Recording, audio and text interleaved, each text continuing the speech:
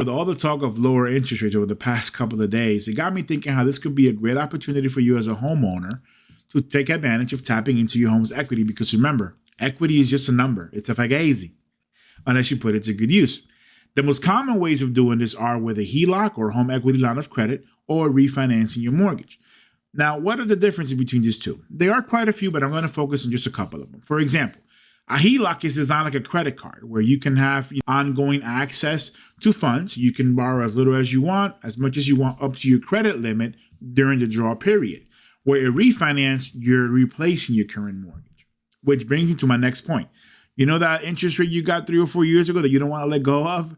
With a HELOC, that interest rate may not be affected. However, the amount that you borrow may likely be subjected to variable interest rates depending on where the market is at that time. Where a refinance is a fixed rate. Both products are great. Both have their own advantages and considerations. For example, a HELOC may offer you more flexibility when it comes to accessing your equity, where a refinance gives you a little bit more stability, possibly lower rates.